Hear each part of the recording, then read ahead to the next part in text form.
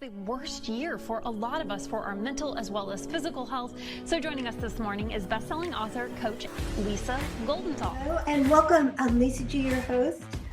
You're at the top of your game, yet the game is changing faster than ever. Strategies that got you here aren't the ones that'll keep you here. The pressure is relentless, and the fear of obsolescence looms large. That's why I'm here.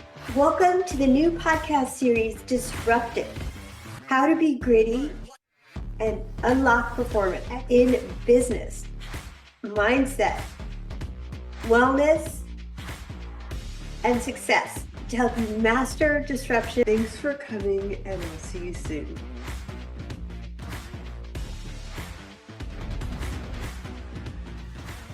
She's an entrepreneur, podcast host, and speaker, best known for her breakout role on Netflix's Love is Blind Season 1. Behind the spotlight, she faced anxiety, panic attacks, and depression, challenges that led her to therapy, mindset work, and faith to reclaim her peace. Now she's on a mission to help women build self-love, confidence, and emotional strength so they can chase life on their own terms and step into their full power. Welcome to the podcast, Kelly Chase. Thank you. Thanks for having me. What a great intro. Thanks. You're welcome. I was so impressed with your bio. I wanted to meet you and I want to share your wisdom with our audience. So let's jump in.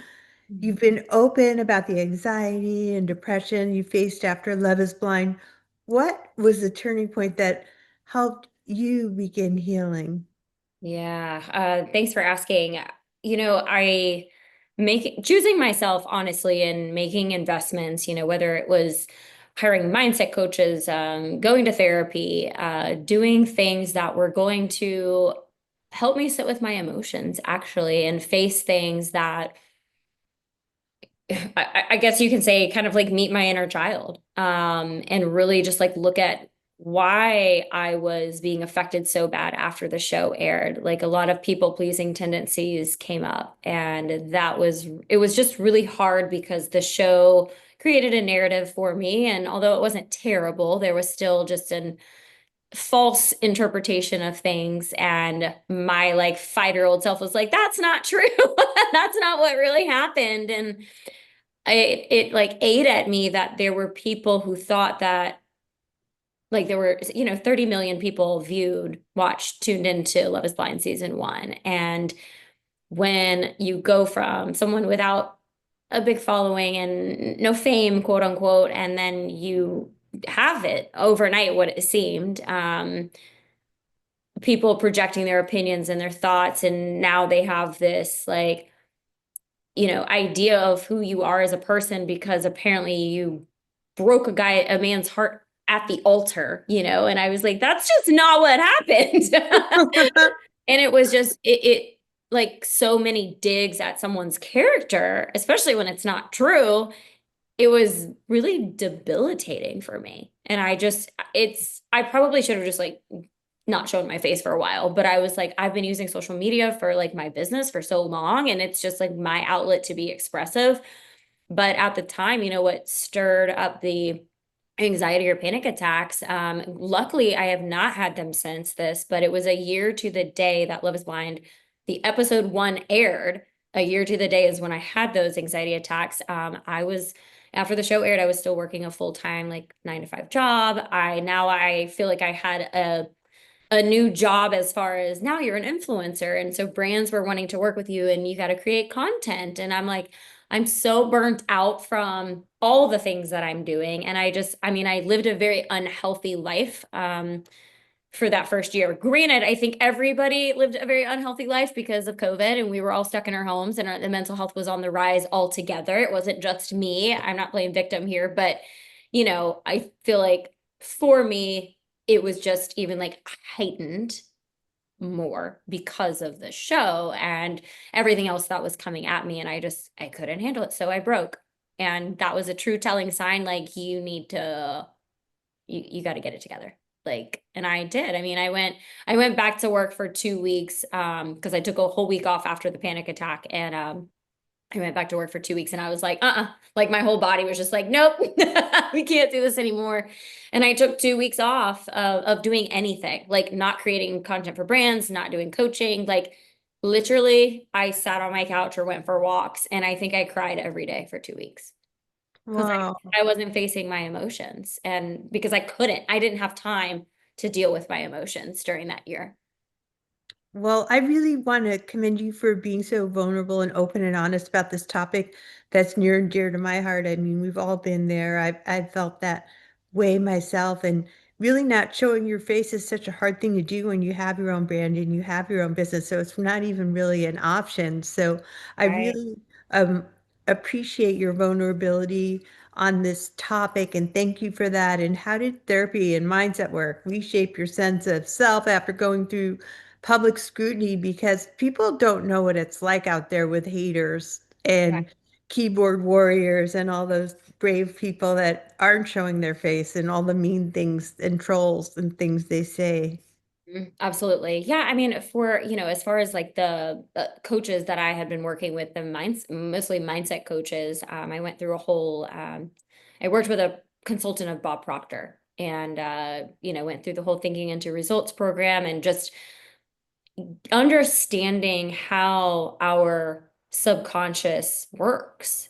And with that, I was able to be like, okay, like, if I'm accepting this type of low vibrational thought or negative thought or judgment from other people or judgment that I'm putting on myself, it's creating essentially dis-ease in my body. So of course I'm feeling these ways. Of course I'm feeling this like anxiety and depression even. I feel like what I had studied was that depression is just suppressed anger. And I think because I couldn't voice my truth. And I also was going through other things like, I was dating someone and that wasn't working out. I had family dynamics that were challenging. Like there was a lot of things just going on and it wasn't just the show. So I was like trying to fix myself around so many different areas. But when I could really understand how the subconscious mind you can either like, I mean, excuse me, as far as your conscious and subconscious work, your conscious mind, you have the ability to accept or reject a thought. But once it goes in, if once you accept the thought, whether it's positive or negative, your subconscious holds on to that. And then it is acted throughout your body. And Right. your results in your current reality are a reflection of the thoughts that you accept into your subconscious. So as soon as I was starting to learn and understand that, I was having a better idea. And then I started turning what I thought, I was getting all this help from like fixing myself to more of like evolving myself and expanding the person that I was. Because I think for so many years, I was throwing money at people to be like, I need to fix something within myself. Wow. And So then you I'm had a to constant accept, project. you had to accept yourself for who you were. And Yeah. that's powerful, the self-acceptance. And you often talk about faith and spirituality. So how do those practices support your mental and emotional well-being today? And I'm asking for my audience because we've all been there. And I really do feel like these struggles that we face make us stronger. Yeah. No, they absolutely do. I think with my spirituality, the faith, just this year, it's been more faith-based, let's put it that way. Spirituality, I practice gratitude and I have practiced gratitude for a handful of years, ever since I started my whole like personal development, self-love journey or spiritual awakening, more or less. But I think the gratitude and like getting outside in nature, those are two practices that I do on a regular basis because it does connect me. I feel like I'm so radically present. I'm at peace with things. It's just me and the trees, and it's just a beautiful thing. But as I continue to study this myself and then reading particular books that may have referenced God, and a little bit more on the spiritual realm of things, I started learning almost like I was studying kind of like the science part of everything with like like the subconscious, but then like how the spiritual and the science like connected. And there was a big connection between the two. And I had never read a Bible. I bought a Bible back in March of this year. I have never like read a Bible. I've never been like religious in any way, but I had some things occur that I was just I felt the calling to finally buy a Bible. And everyone kept saying, it's like, Kelly, if you love like mindset work, like literally the Bible is like the most psychological book ever to be made, kind of thing. And but anyway, so I am finding joy in that. But I think with everything combined, it's about trust and Right. creating, the more that you trust yourself, the more that you're having this connection with a higher power. And I was like, okay, why do we have so many doubts, worries, and fears? We're creating our own chaos because we just aren't trusting that what is meant for us will come for us. That God doesn't want us to be unhappy or unhealthy or not wealthy. He does. Right. But Right. it's our own chaos that we are creating and the beliefs that we continue on repeat Yeah. that is like blocking that. It's like, former coaches of mine, they're like, you're clogging the pipes with all these limiting beliefs and fears and doubts and worries and unnecessary drama per se. And if you can just surrender to it and allow the, universe to do its thing. I mean, people ask me like, hey, where do you see yourself in 5 years? And I'm like, I don't know. I mean, yeah, I want to have like a life partner. That's my only true thing. I was like, but I don't know. I said, but I'm really enjoying the journey of it, and I'm trusting that what's meant for me will find its way to me. Yeah. I love that. I, Yeah. And I love that. if we can It, have more faith, then yeah. you can live life a lot more peaceful if there's more faith in your life. Yeah, I wish I had learned that lesson earlier on in my life when I was first starting down the rabbit hole of creating my own social media and starting from the ground up. And I never really enjoyed the journey, when I kept on comparing myself to other people who were more successful than myself. And I was like, well, I was first told, well, all you have to do is X, Y, and Z, and then you'll fill up all your coaching programs in 3 months. And Mhm. that was like a long time ago, and it didn't really happen right away. So Right. I really appreciate your wisdom on enjoying the journey now and belief and faith, because I feel like believing that the outcome is going to be okay, even if you don't know yet what it Right. is. And it Yeah. evolves and it changes. And I know many people look at social media influencers and assume confidence comes naturally. How do you personally maintain self-worth in such a comparison-driven space? I mean, I can't lie to say that it hasn't, attacked me too. The perfectionism and imposter syndrome bug. Like I definitely have had the comparisonitis in the sense, and my joy has been taken away from me many, many times. And I think, not so much nowadays, but I think after the show aired, like I said, I think I was faced with a lot of my like shadows.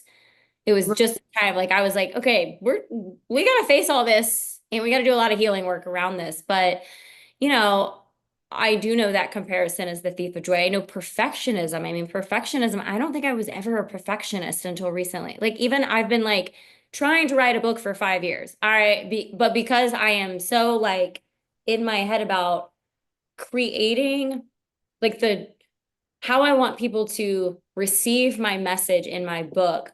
I want them to have like this life altering transformation reading my book. And so it has given me this like perfectionism though to be like, well, you have to write it perfectly then. And I'm Right. like, oh my God, like people still, they're like, I thought you were writing a book. I'm like, oh yeah. So, I mean, I'm not perfect by any means, and none of us are. But I believe that how I can continue to show up is that I know that I was given a light and I am in a purpose and a passion. And I know that by me not showing up, I'm doing a disservice to someone. Right. That's a great way to look at it. I love that. And I love comparison is a thief of joy because I've been there like down this rabbit hole, trying to do things perfectly and it doesn't exist. Perfection doesn't exist. And our perfect is perfect enough for other people. So I'm consistently putting out content imperfectly. I'm not a perfect person, and people might criticize me for that, but I'm just raw. I'm real. I'm who I am, and I love that about you. And what are some practical like self-care or grounding routines you use when anxiety just starts to rise?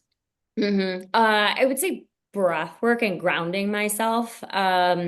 Breath work could mean anything. I mean, there's a lot of different techniques, I guess, for breathing. But just even sitting in a chair, feet on the floor, back against the chair, just kind of grounding yourself, like, and asking, what do I feel right now? Presencing those emotions more or less. Like what, like instead of trying to, what I learned is like, instead of trying to stop the anxiousness from happening, you are to feel it and to let it Yeah. happen. And Yeah. so in those moments, I like, and that's what they all say. It's like, feel it to heal it, right?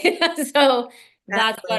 that's what I have to do. I have to presence it. Now, there will be times I like, maybe I will say there are times that I do distract myself still. And I am like, oh, I can't do that right now. I can't deal with that right now. But what happens? It comes back 10 times stronger. So Right. you have to deal with it. You have to sit with it. You have to be with it. I mean, I practice meditations, visualizations. I work out pretty frequently to just stay grounded, more or less. And, see how strong I can be. A little weightlifting.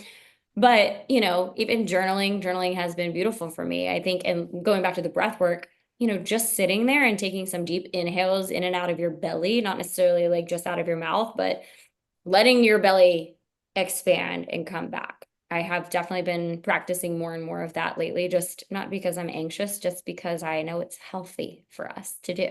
Oh, yeah. I mean, exercise has always been there for me. When I feel anxious, I feel like that's the thing that I count on. And always since 2020, when it was like, obviously, we're not alone, it rocked everybody's world. That's when I launched the podcast and trying to help others be unstoppable because it was so hard for me. And there was huge silver lining of it. And I've completely turned my life around since then. But I feel like it's like listening to my Tony Robbins meditations or Joe Dispenza, Hmm. got me through 2020 and beyond and Yeah. pushed me. And the meditation, the faith, the exercise. So thanks for sharing your routine. And the breathing is so key. Sometimes I find myself not even realizing that I'm not even breathing at all. So Same.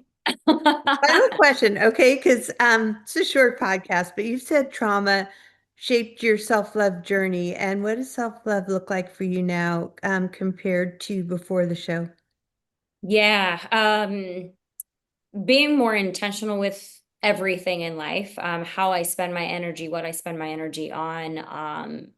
I've created a lot of healthy boundaries, which I don't think that, again, because I was a people pleaser, I don't think that I had very many boundaries. And I was losing myself in people, in the life.